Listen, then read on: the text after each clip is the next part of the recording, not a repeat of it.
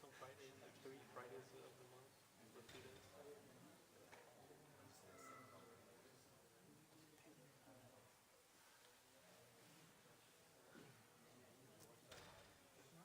23 Orthodox. Because he's going to go to Fetish, that's why. Because he's going to go to Fetish. He's going to 20 and what? What do you mean? It's not 20 and what? He counted that as? 23.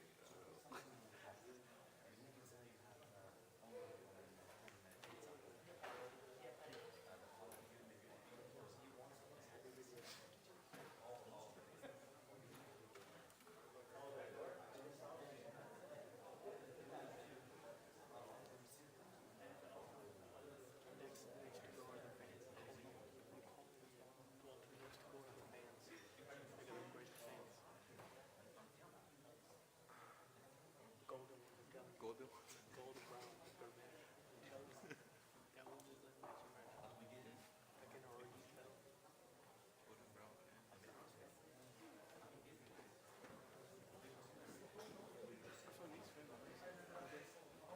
Are they like metal?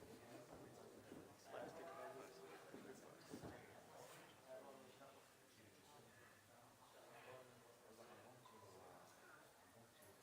I didn't see it when I was watching it. It was under construction. So it wasn't like this before. This was just right before we got started. Last year. Last year? Before then it was. Oh, yeah, what? I thought they made like big kind of construction. All of this. This is like Oh, I mean, this construction is like second floor. Like if they were small, like really bigger like that. heard rumors about the second floor. They said they wanted to keep their projects. Yeah, I thought they said construction. I thought they meant small. Bigger. They just make it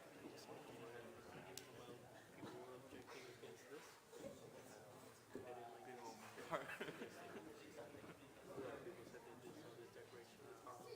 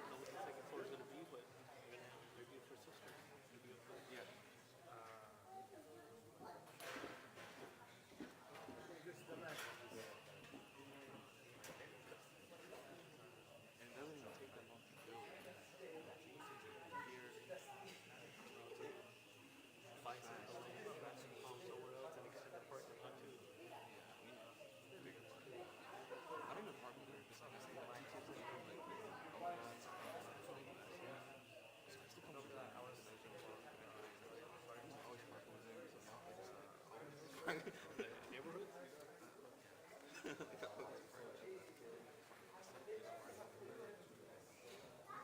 Especially like Jamar when he was like walking off, you have to tribal all the way around the world.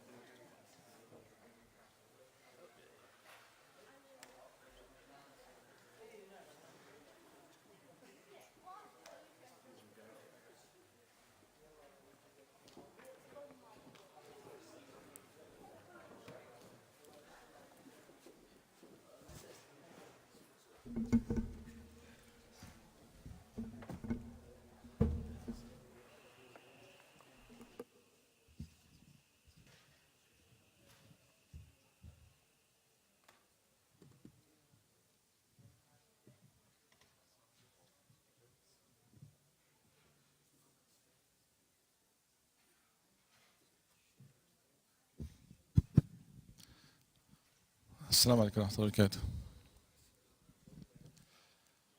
barakatuh. First of all, I'd like to apologize for my tardiness. I just got caught up on the way here from Warren. So please accept my apology, inshallah. بسم الله الرحمن الرحيم نحمده ونصلي على رسول الكريم أما بعد. Alhamdulillah, we've been covering some of the series in regards to the Sahaba radiallahu anhum. I know we covered, as an intro, we covered just the life of the Sahaba radiallahu anhum in general, why we study their life, why we follow them, why we need to understand the importance of the Sahaba radiallahu anhum. And then the last two sessions, Ustad Tariq, he covered a little bit about Umar radiallahu anhu, finished off Abu Bakr radiallahu anhu, and then started off Umar radiallahu anhu. And I think he covered some of his virtues, his early Islam, his conversion, some of those parts. So it was a little conflicting to jump into, because there's so much to cover in terms of Umar radiallahu anhu, and we know that the life of Umar radiallahu anhu is filled with so much khair and so much barakah and so much he brings to the world. So a few things that we want to just zone in on and maybe take a few lessons from the life of Umar radiallahu anhu. One of them is, of course, his piety, his quality, his being, his closeness to the Prophet sallallahu alaihi wasallam, as a successor, the Khalifa, Amir al-Mu'mineen.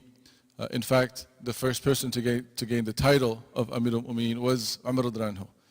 Abu Bakr was known as Khalifa al-Rasul sallallahu alaihi wasallam, and then Umar radiallahu anhu became Amir al-Mu'mineen. So amongst the virtues of Umar radiallahu anhu, of course we know that he is from the Ashra Mubashara, he is guaranteed Jannah. But even while he was in dunya with the Prophet sallallahu alaihi wasallam, Allah subhanahu wa ta'ala had given Umar radiallahu anhu a farasa, an insight that nobody else had, just like he did. He would see things, he would understand things, and some of the things he would say, some of the opinions he would have were actually opinions that were liked by Allah subhanahu wa ta'ala. And Allah subhanahu wa ta'ala would coincide certain ayats that would be revealed that would be in accordance to the opinions of Umar radiallahu anhu. So this would show that Umar had a firasa, he had a vision that was beloved to Allah subhanahu wa ta'ala. And the Prophet said, لو كان نبيا بعد لكان عمر. If there was to be a prophet after me, it would be Umar radiallahu anhu. So because of these qualities that he had, that he possessed, and he understood things differently, the Prophet said that إن الله وضع الحق على لسان عمر وقلبه. Allah subhanahu wa ta'ala has placed haqq on the tongue of Umar radiallahu anhu and the heart of Umar radiallahu anhu. Meaning he is a rightly guided man, and a lot of things that he says and he expresses, Allah puts haqq in them, He puts truth in them. And Allah subhanahu wa ta'ala had given him that ability to see things differently and see things with a farsightedness. How would this benefit people in the long term? How would this harm people in the long term? How would this benefit deen in the short term? How would it benefit deen in the long term? And the incident of Ya Sari al-Jabal. Once Umar was in Medina in his Khilafah, and he had sent an expedition out, and they were in battle and they were fighting. And as he's in the masjid, he suddenly says, Ya Sari al-Jabal, look behind the mountain, look behind the mountain. And when the Sahaba said, what's wrong? He said, I'm thinking about the companions that are out, and I have a fear that maybe they should be careful behind the mountain, they might get attacked. So when the expedition came back, and those companions came back, the Sahabis came back, they said, that we were in battle, we were locked in, and we almost lost the battle if we hadn't seen behind the mountain. And one of the Sahabis says, I heard a voice saying, Ya Sar al-Jabal, like look behind the mountain. And as we were a little more careful, we looked behind the mountain, there was actually the enemy attacking behind the mountain, and we were able to save ourselves and protect and win because we had that voice that was ringing. And that was the voice of Umar radiallahu anhu all the way in Medina. So Allah subhanahu wa ta'ala had used Umar radiallahu anhu for certain acts like this that were not exclusive to him, but were definitely a differentiating factor of Umar radiallahu anhu. And there are certain ayats that Umar radiallahu anhu says that there are three ayats that Allah revealed in coincidence with my opinion. So he had an opinion about something, he would say something, and Allah subhanahu wa ta'ala revealed certain ayats in accordance to that. So we want to just, inshallah, for today's session, concentrate on a little bit of those, some of those ayats, but also on the achievements that Umar established for the ummah that benefited the ummah hugely. And for that we learned that our concern, our worries, our lives is not restricted to living for ourselves.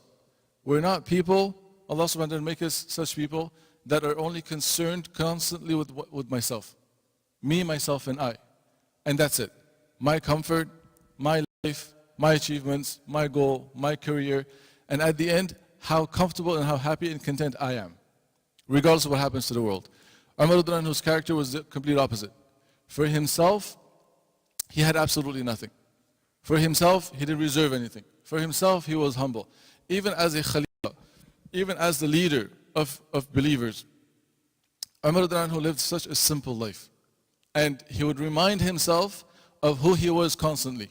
Even though his achievements were great, his personality was great, his guarantee for Jannah was there, but his constant worry about his own state, his own condition, his own presentation in the court of Allah subhanahu wa ta'ala. Like you know the story of Umar radiallahu anhu when he was going to Jerusalem to collect the keys from Jerusalem.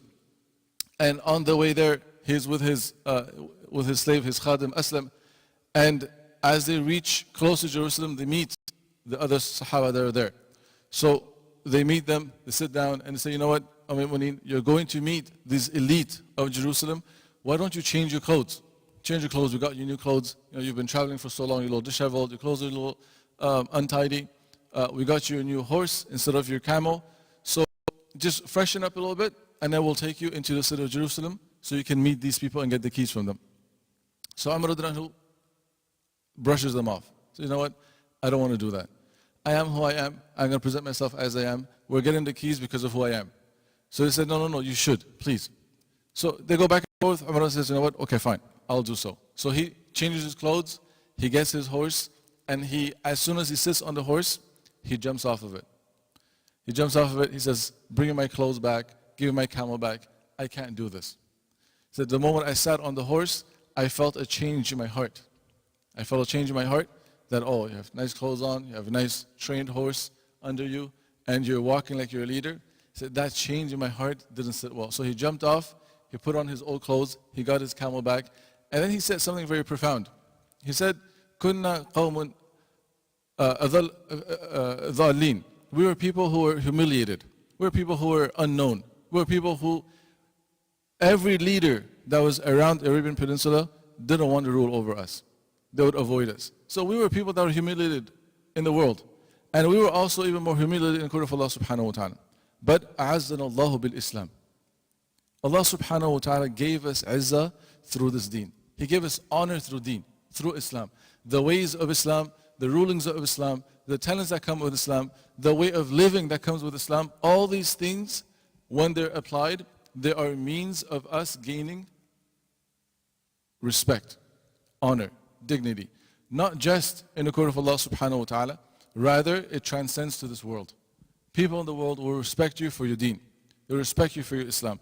There might be some hardships and difficulties, but the izzah that comes with it is coming from Allah subhanahu wa ta'ala. That's why the hadith says that when Allah subhanahu wa ta'ala loves a person, what happens? He makes an announcement to Jibreel alayhi salam. Oh Jibreel, I love so and so, you also love him. Jibreel alayhi salam goes and makes an announcement to the malaika. Oh malaika, Allah loves such a person, you also must love him. And then the angels of the sky come down to the earth and they make the announcement on earth that, oh people of the earth, Allah subhanahu wa ta'ala loves such and such a person, you also love him.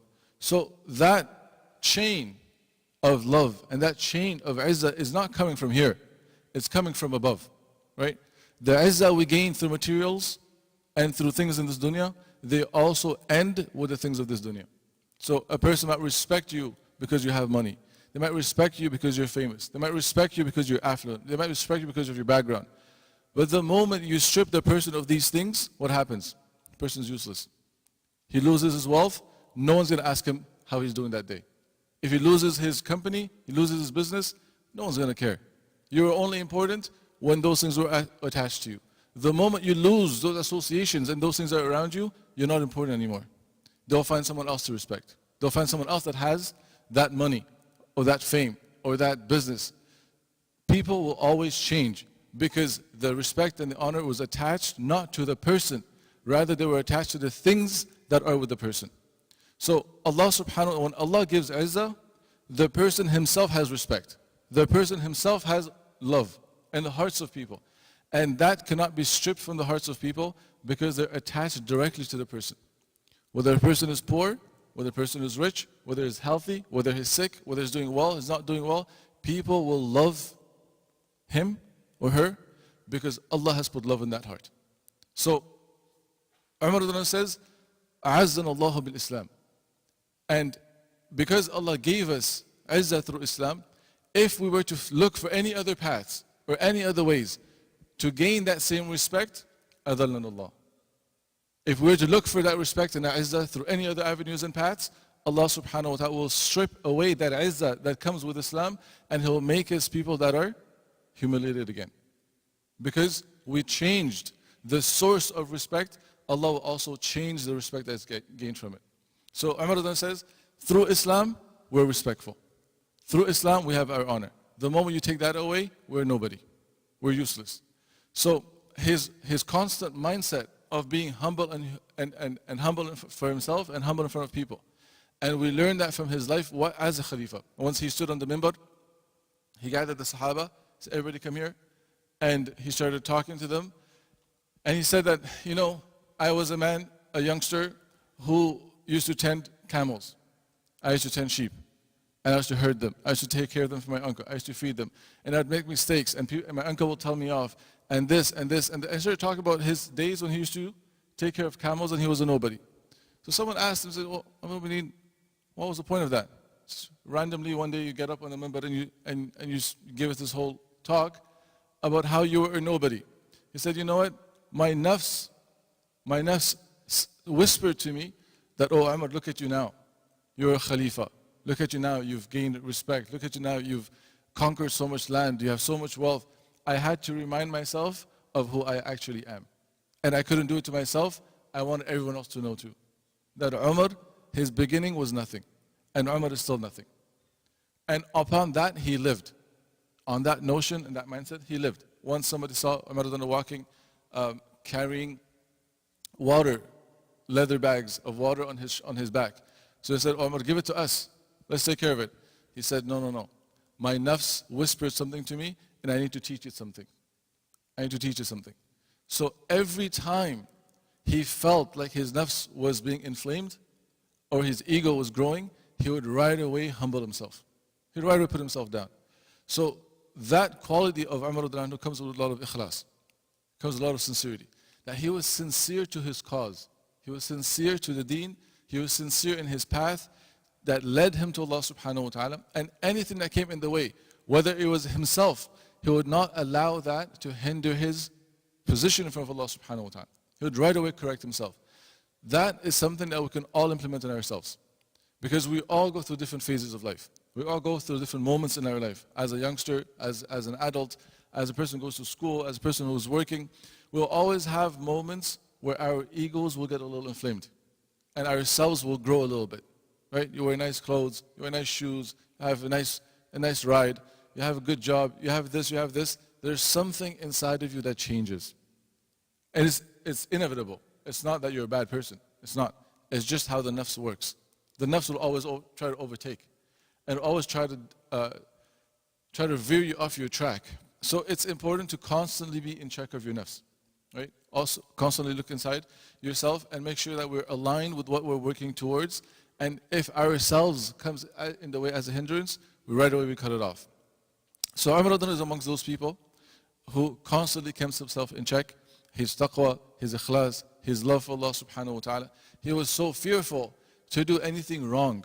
He was so fearful to do anything wrong. Once they had gained some wealth in Medina, and they started weighing, perfumes and musk and stuff like that. So Umar avoided touching it because it wasn't his wealth, unless he might take a portion of that perfume that's being weighed. The perfumes were like rocks that were perfumed rocks. So they would weigh them and they would distribute them. So he avoided touching it because he didn't want to have a portion that was not his own share. I'm not going to touch it because if I do, I'm going to have a portion of that scent that comes to me, and that's not from my share. I fear it's an extra that will fall into my share. I don't want to touch it. That's how careful he was in his dealings with people. His adl, his justice was unmatched. Right? You could not find a person as just as Umar in his time. He was the most just, and because of that system that he had and that seriousness he has for himself, he made sure that everyone that he was working with was also following the same path. So he would very carefully choose people to put in positions. When he when he got Khilafah, and his first speech, when he addressed the Sahaba radiallahu anhum, the first thing he said was, Allah has tested you through me, and has tested me through you. I'm going to be a test for you, and you might be a test for me. But I'm going to work through it. And he said, oh Allah, I am weak, make me strong. Oh Allah, I am weak, make me strong. Oh Allah, I am stingy, make me generous. So his first address to people was, I'm going to deal with you. We might go through hardships and difficulties, but let's just make it work out. And then he said, any tasks that you have, anything that you come up with, I will personally take care of them myself. Anything that you need.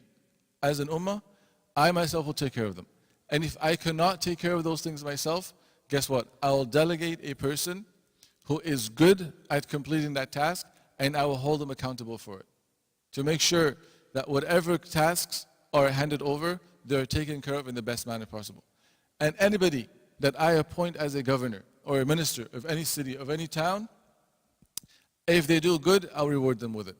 And if they do bad, if they mess up, then I'll hold them accountable and I will punish them for it. So he was very diligent in making sure that that justice process was taken care of for everybody. And he held himself accountable for every single individual in the community. That, you know what, it's not just their problem. Every one of their problems is my problem. No one can go to sleep in hunger while I'm the Khalifa. No child can cry at night while I know that I'm sleeping comfortably. He would not. And he would say that I would lose sleep at night thinking that may be a goat or a sheep outside that might be eaten by a wolf. It's just, his concern was not just human beings. Even animals that were around, he was worried for their safety, to make sure they were taken care of, and they weren't in the face of any type of hardship or difficulties. So that's why he would patrol the nights, and he would walk the streets of Medina to make sure that everybody was taken care of. If he found out that there was someone or some widow or lady or someone that needed help, right away he would go and he would take care of them. If there was someone that needed water, it's mentioned that there was a lady who was elderly and she couldn't get water. So he made it his own task that every day he would go and he would fill their buckets with water. He would pull the water out, he would take it there, and he would fill their buckets. Once, Umar radiallahu anhu, he saw that Abu Bakr radiallahu anhu was going to a house. He found that there's Abu Bakr used to go every morning, and he would go outside of Medina for a short while, then he'd come back. So one day he said, you know, I'm going to follow him. I'm going to follow, see what he does. So he followed him. He saw that he went outside of Medina. He went to this house in the middle of nowhere.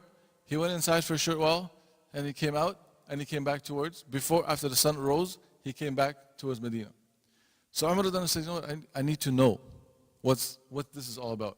So he went into the house, and the next day he said, you know what, the next day I'm going to go first. I'm going to go before him.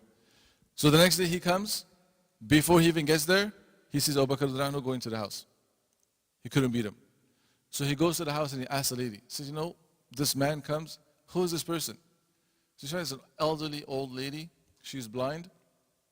And she says, oh my son, I don't know who he is. But I know he comes, and every morning he comes, he cleans my house, he fixes my affairs, he puts my things in place, and if he has time, he'll make me breakfast, he'll bake the bread, he'll knit the dough, and then he'll leave. And every day he comes and he does the same and he goes. So Umar said, after Abu Bakr passed away, he said, I'm going to take care of that. So he would go, and he would go to that elderly house, and he would do the same thing. He would clean the house, he would take care of her affairs, he would put everything in place, and then he'd leave. So Talha radiallahu anhu once saw Umar radiallahu anhu doing that. So he leaves early in the morning, and then he comes back later. So he followed him. And he followed Umar radiallahu anhu to that house. And after Umar radiallahu anhu left, he went into the house and asked the lady, so, oh my lady, oh old lady, who's this person that comes? She said, I don't know. Just, he's a man. He comes, he cleans my house, takes care of my affairs, and he leaves.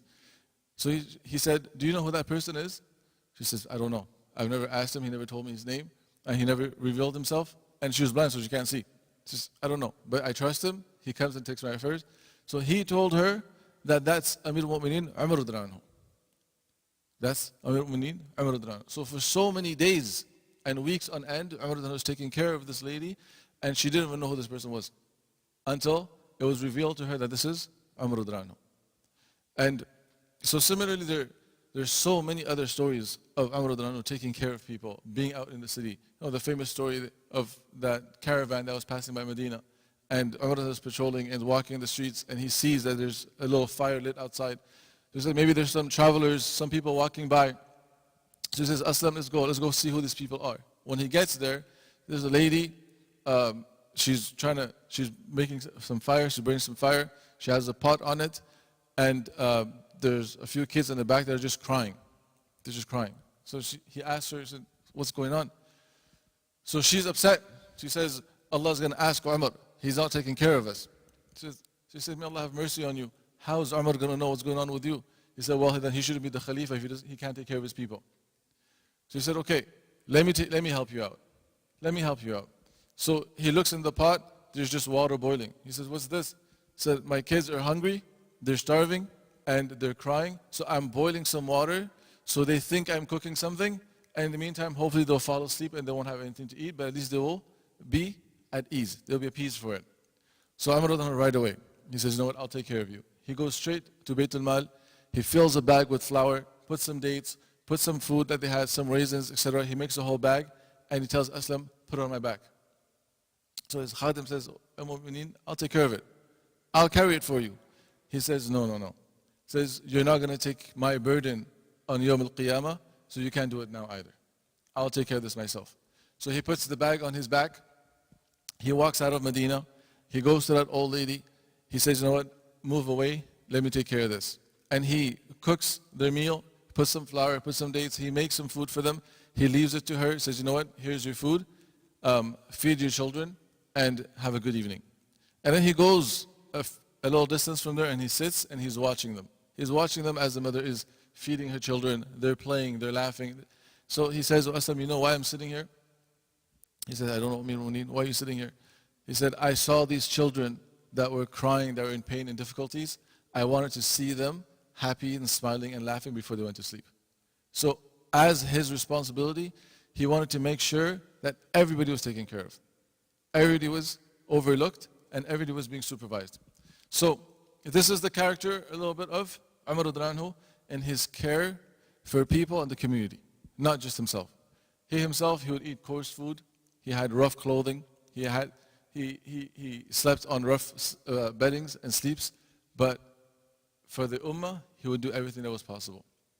So Umar says that there were 3 verses in which Allah subhanahu wa ta'ala's ayats coincided with my opinion. Number 1 is Umar went to the Prophet ﷺ and said, Ya Rasulullah, you know, Maqam Ibrahim, we should make it a place of salat for ourselves. Right? We should revere it and we should make it a place of salat too. So shortly after that, Allah subhanahu wa ta'ala revealed the ayah, وَاتَّخِذُوا مِن مَقَامِ إِبْرَاهِيمَ مُصَلَّى. Allah subhanahu wa ta'ala revealed the verse that make the Maqam Ibrahim as a place for you to pray salah. The second verse was Umar who went to the Prophet ﷺ and said, Rasulullah, you know, your our beloved mothers, your wives, they meet people, they talk to people, people ask them questions, so it's not appropriate. Some people are good people, some people might be bad people, some people have good intentions, some people have bad intentions. We don't know. We don't know what the intentions of people are. But you should have your wives in a hijab. You should cover them, keep them away from people. The Prophet said, yeah, it's a good opinion. And then Allah subhanahu wa ta'ala revealed verses of hijab for the wives of the Prophet ﷺ, that whenever they meet people, they should talk to people from behind a curtain. They shouldn't be in front of them. They shouldn't be seen by people. Rather, they should talk to them behind the curtain. The third verse, which he was referring to, was the verse when the Prophet ﷺ, his wives were demanding things from the Prophet ﷺ. They got into a little back and forth, and Umar who heard the wives of the Prophet ﷺ asking the Prophet ﷺ for things. And he got very upset. So he went in and said, what's wrong with you? You are demanding things from the Prophet, and you're raising your voices, and you're getting argumentative with him. He said, be careful, lest Allah subhanahu wa ta'ala switches you out and gives him better wives than you. So one of the wives said, oh Umar, who are you to step into our matters and to deal with our husband? He'll take care of him things, you stay out of it. Umar says, you know what, you're right. This is your affair, I'll stay out of it. A few days after that, verse was revealed, Allah subhanahu wa ta'ala says to the wives of the Prophet ﷺ, be careful. If you argue with him too much and you're asking for too much, lest it be Allah subhanahu wa ta'ala exchanges you for better wives than you are.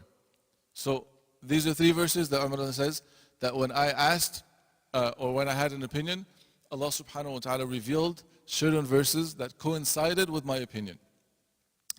But besides these three ayats, there are also other ayats that were revealed in accordance to the opinions of Umar radiallahu anhu.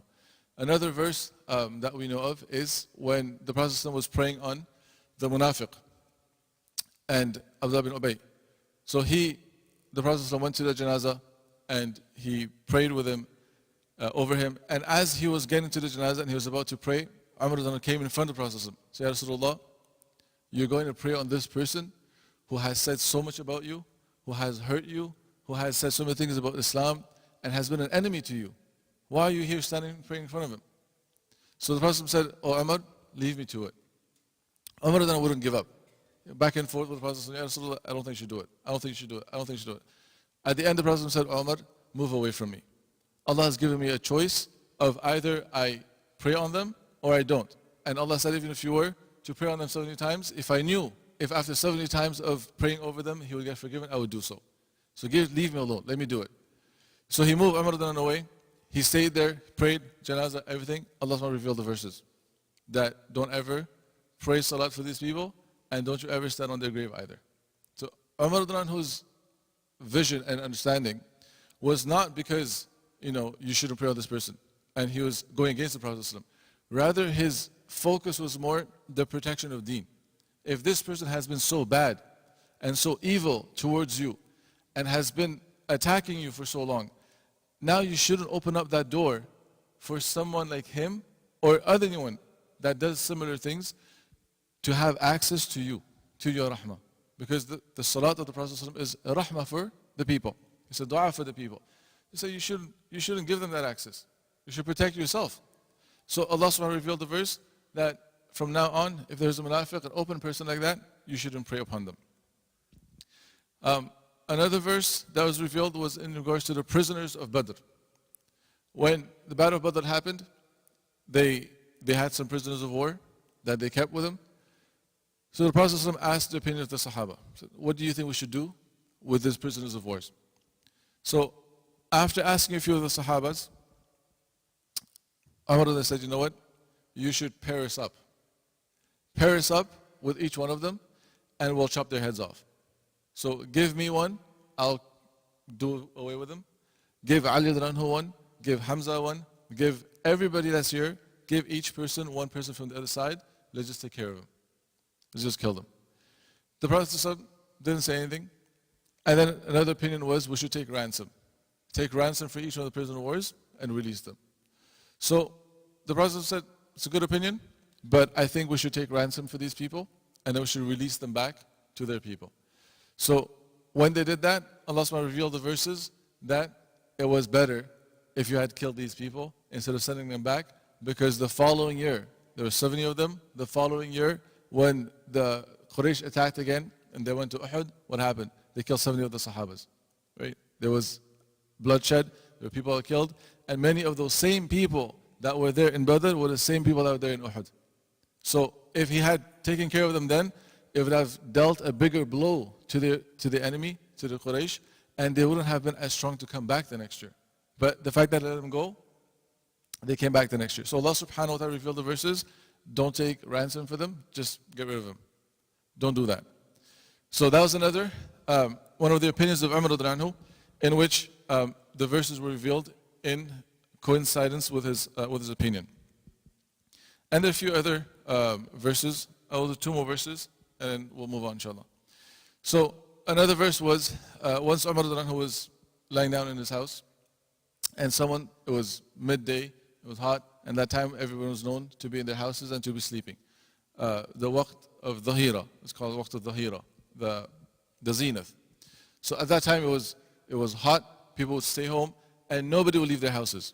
Everyone would be at home. There was the story of the Prophet ﷺ, that one day he came out of his house at that time, at the zenith time, and he was hungry, he came out of hunger, And as he was in the masjid, he saw Abu Bakr come out of his house. So he said, Ya Abu Bakr, ma akhrajaka ya Abu Bakr.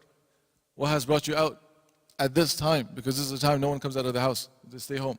So Abu Bakr, what brought you out? He said, Al-ju' ya Rasulullah. Ya Rasulullah, I'm hungry. I'm hungry. This hunger has driven me out of my house.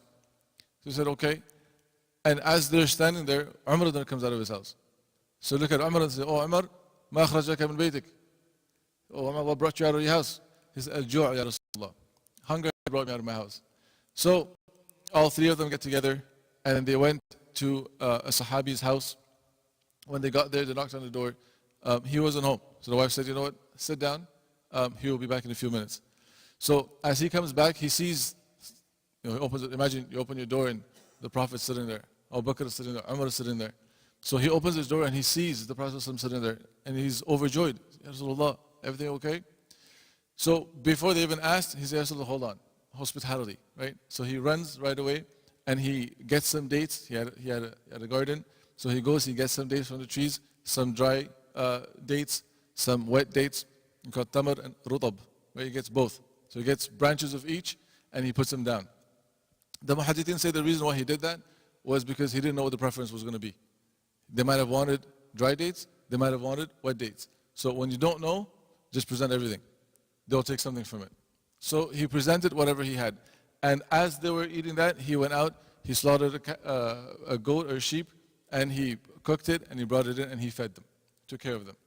So at that time, when the heat, no one would come out of the houses. They would stay home. So Umar was lying down in his house, and someone sent for him at that time, and he came to his house, walked straight in, and Umar wasn't covered properly. Of course, you're sleeping, it's hot, so he had his shirt off, and he was lying down in his bed, and this person just walks into his house. He said, what are you doing? He said, so-and-so is calling you. So Umar didn't like that. So he went to the Prophet and said, Ya Rasulullah, we should have a rule. If I'm sleeping in my house and I'm tired, I don't know one walking in my house at that time. So maybe there should be a rule for that. So following that, Allah subhanahu revealed the verses that if you send someone to the house, they should seek permission before entering.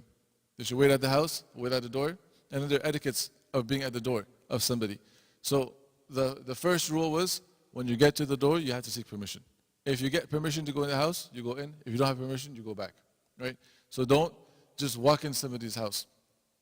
And sometimes we lose that etiquette when we go to people's houses.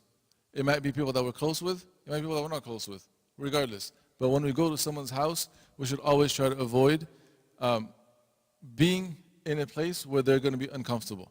So amongst the adab of being at someone's house is to first of all not be peeking inside the house. If you get to the house, seeking permission isn't with the eyes. Your eyes should not be looking at someone's house without their permission, because you don't know what's happening inside the house. That's their privacy, that's their place. They're in the comfort of their house. They don't need an intruder. So before you get to the house, you should be very careful to not peek inside the house and not look what's going on. Oh, he's there, he's not answering the door. Oh, I can see him moving, but it's not, I'm knocking 3 times. You shouldn't do that. You wait at the door, you knock on the door. If they open and they give you permission, you go in. And if they say, well, you know what, we're busy, come back later, or we're not available, you shouldn't feel bad. You shouldn't feel bad about it. Oh, I came all the way here and you don't let me in the house. Maybe they're in an uncomfortable situation. Maybe they're having some kind of hardship, some difficulty that's happening at home, and they don't need someone coming to the house at that time. We shouldn't get offended over that, right? That's their privacy. So if they say come in, well, you go in. If they say don't come in, then it's okay. You can come back at another time, you can excuse yourself and live them off. But don't always be judgmental about people, or they turn me off from their house. So that was another of the verses that was revealed based on the opinion of Umar radhiyallahu anhu. And the last one was the forbiddance of alcohol. Umar radhiyallahu anhu didn't like people coming into the masjid or coming towards the salat while they were in a state that they had drunk. So he expressed that concern to the Prophet ﷺ, and right after that, the verses were revealed, لا تقربوا الصلاة وأنتم سكارى. Don't come to a salat while you're in a state of drunkenness. So when adhan will be called, way before that, people will make sure that they had not drunk and were not in a state that they were intoxicated. So these are some verses and some incidents about Umar radhiyallahu anhu and his foresight, and how his foresight or his insight and his vision and his understanding were a lot of times in accordance with what Allah wanted. So this is not to mean that we place Umar at a different place and we raise his status. But it just gives us an understanding that Allah subhanahu wa ta'ala had given him such a firasa that was beloved to Allah subhanahu wa ta'ala. And sometimes when a person, and it happens to us too sometimes, when we're sincere and we're connected and we're looking for the best outcome, Allah subhanahu wa ta'ala makes those things happen and puts them in place because of the sincerity that we have. And any types of fitna that comes along with it, Allah subhanahu wa ta'ala removes that. Right? The Prophet said, طُوبَى لِلْمُخْلِصِينَ أُولَٰئِكَ مَصَابِيحُ الدُّجَى تَتَجَلَّى عَنْهُمْ كُلُّ فِتْنَةٍ ظَلْمَاءٍ. And another riwayah says, تَنْجَلِّيُ عَنْهُمْ كُلُّ فِتْنَةٍ ظَلْمَاءٍ. That طُوبَى لِلْمُخْلِصِينَ, he said, glad tidings to the people that are sincere. If you're sincere in what you're doing, then glad tidings to you. Why? Because he says, أُولَٰئِكَ مَصَابِيحُ الدُّجَى. These are people who are sincere, are people that carry the light of guidance. They have light of guidance inside of them. They're pure, they're clean, they want the best with Allah subhanahu wa ta'ala. So what happens as a result of that? What happens as a result of that? Not just that they're a lamp of guidance for themselves, they become a lamp of guidance for other people that are around them. They become a means of help and comfort for people that are around them, and they help people do the right things. And تَتَجَلَّى عَنْهُمْ كُلُّ فِتْنَةٍ ظَلْمَاءٍ. Every difficult, dark fitna that could arise, Allah subhanahu wa ta'ala removes it because of these people. Because they're working with sincerity. They're working with Allah as a focus. Any types of hardship, difficulty that could come along the way, Allah removes it from their path. So they're pure, they're clean. Another riwayah is mentioned that in Allah yuhibbul abrar al-atqiya al-akhfiya. Allah subhanahu wa ta'ala loves people that are pious, that are God-fearing, that are hidden. They're hidden. A lot of times when Ramadan is coming up and these occasions come up, and sometimes we're volunteering at the masjid, we're volunteering at an institute, a lot of times we become exposed, right? And that exposure, a lot of times corrupts the intention with what we're doing it for. And it's natural, we're human beings. So you get praised for something, you get seen for something, you get recognized for something, then your intention sometimes gets corrupted. And sometimes you work really, really hard and you don't get recognized for it. What happens? You stop doing what you're doing, right? Because you didn't get the recognition. You didn't get a shout out. You didn't get your name called. So your intention gets corrupted. Either it gets inflamed, your ego gets inflamed because you get praised for it, or either you stop doing what you were doing because someone didn't say thank you. Thank you, you're doing a good job. Keep doing it. No one says anything, you're like, you know what? Why should I do this? Why should I keep serving? Why should I keep cleaning the masjid? Why should I keep fixing their shoes? Why should I keep doing this? Why should I keep doing this? They don't really care about it anyways. So our intention of doing things was not really for people. It was for Allah subhanahu wa ta'ala. So the Prophet said that in Allah yuhibbul abrar al-atqiya al-akhfiya. They are pious, they're God-fearing, and they're hidden. No one really knows them. What does that mean? إِذَا غَابُوا لَمْ يُفْتَقَدُوا. If they were not present, people don't look out for them. So, oh, this person is missing today, where is he at? Where is this person not here today, where is he at? People don't look for you. إِذَا غَابُوا لَمْ يُفْتَقَدُوا. If they're not there, no one looks for them. وَإِذَا حَضَرُوا لَمْ يُدْعَوْا وَلَمْ يُعْرَفُوا. And if they're present in a gathering, no one really calls out to them. And no one really recognizes them. They don't know who he is. Just another person. But he says, قُلُوبُهُمْ مَصَابِيحُ الْهُدَى. قُلُوبُهُمْ مَصَابِيحُ الْهُدَى. They're not recognized, they're not known, they're not famous, they're not called for, they're not looked out for, but their hearts are such that they're lamps of guidance. قُلُوبُهُمْ مَصَابِيحُ الدُّجَى. Their hearts are just lamps of guidance. Because of them, and through their efforts, Allah subhanahu wa ta'ala makes many things happen. Many things happen. And because of them, Allah subhanahu wa ta'ala removes many fitnas. He removes many fitnas. Many issues and difficulties and hardships that could happen, Allah removes it because of these people. يَخْرُجُونَ مِن كُلِّ غَبْرَاءٍ مُظْلِمَةٍ. They come out of every hard, difficult situations, and Allah subhanahu wa ta'ala saves them from those fitnas. Why? Because their hearts were just connected to Allah subhanahu wa ta'ala. All they wanted at the end of it was to be recognized by Allah.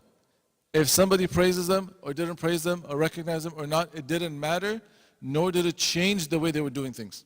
If they were doing something in a certain way, they're not going to change the way they're doing it because they didn't get recognized for it. Because they always were doing it for Allah. That same Allah is there at that time.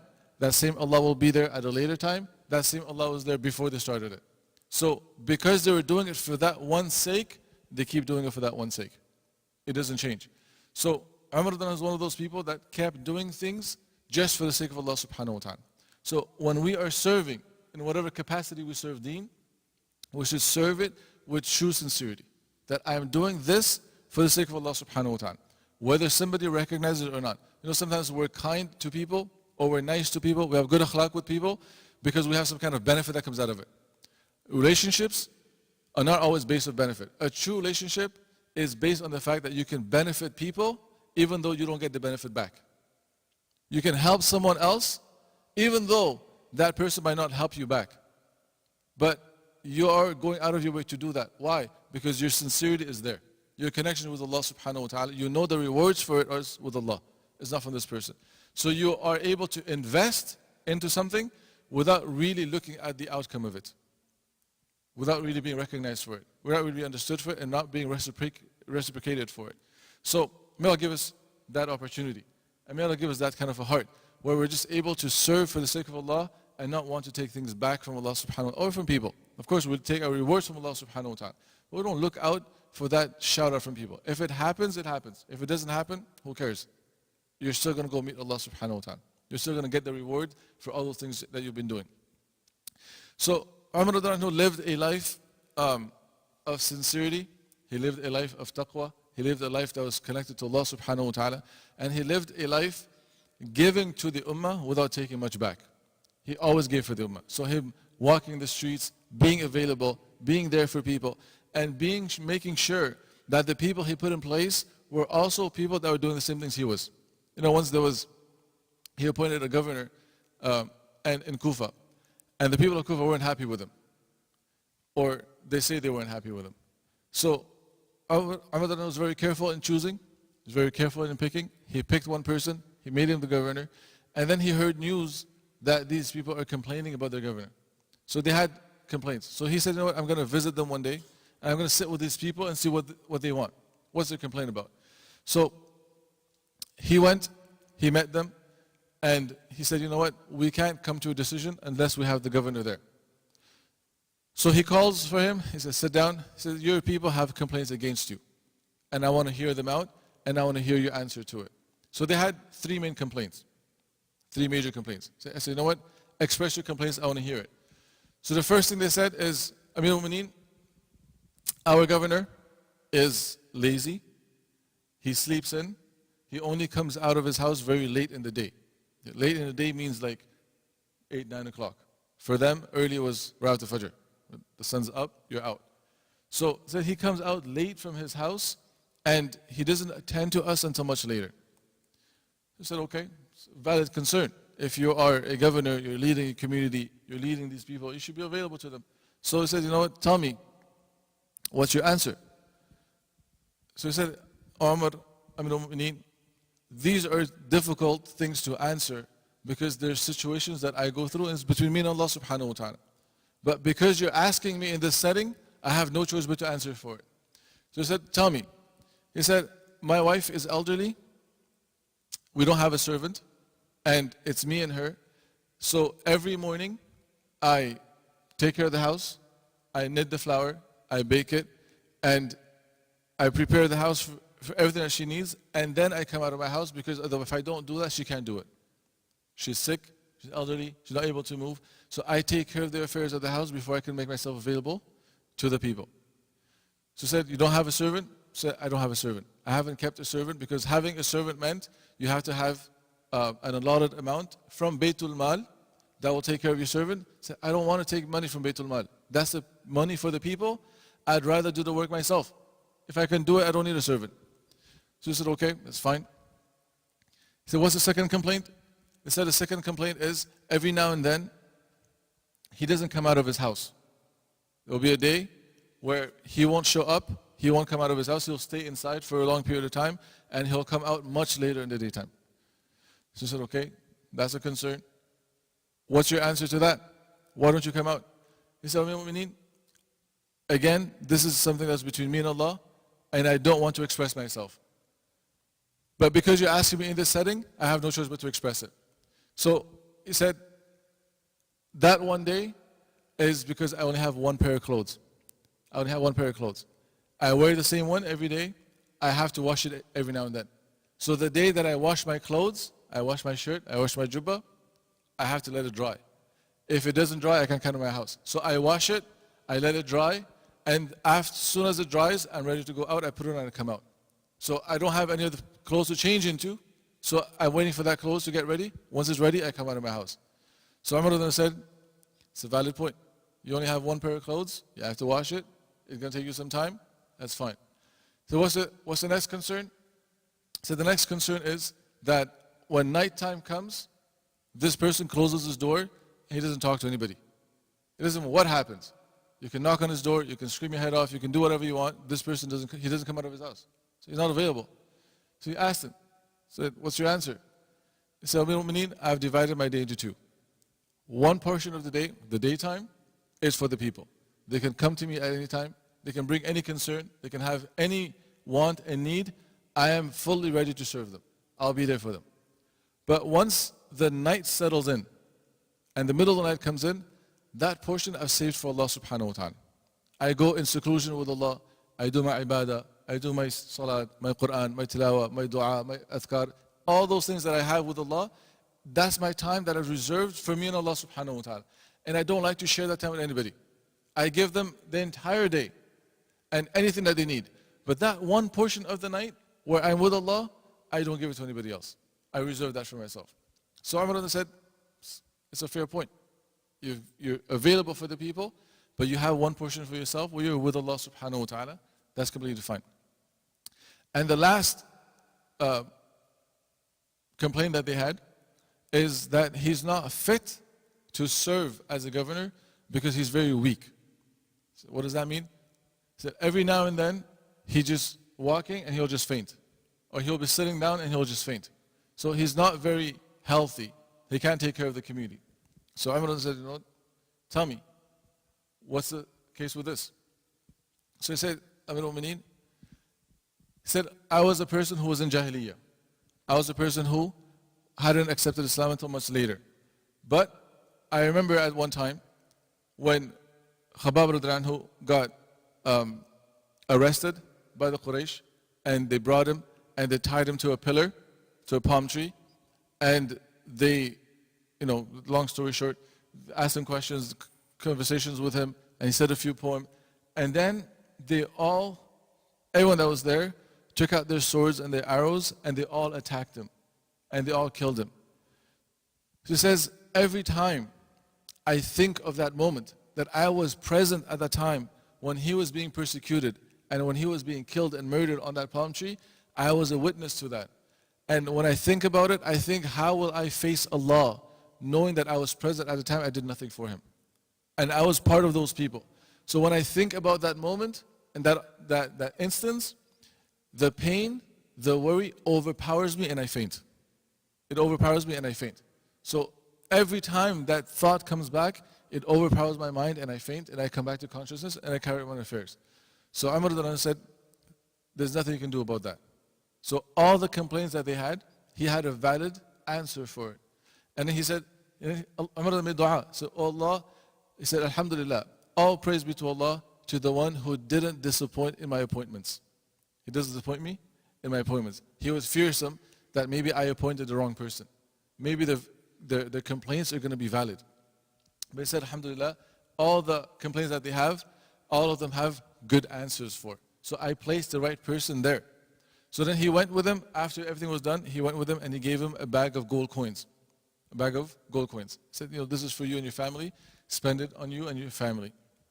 So when he took that gold coin, he said, Amir al-Mu'mineen, it's mine, I'll take care of it. So he went to his wife. First of all, he said, I don't need the money. Take it back. So Umar said, no, you need the money, you take care of yourself. From Baytul Mal, we're going to allot you some money to take care of yourself. And we're going to give you a servant to take care of your affairs so you can be more at ease, a little more relaxed. So he said, I don't need it. I don't need a servant, I don't need the money. So he left the money with him and he went away. This person, I think his name was Umair bin Sa'd. So he went, his wife was there. His wife said, you know what? We need some of the cash. We need some money. Why don't you just keep it?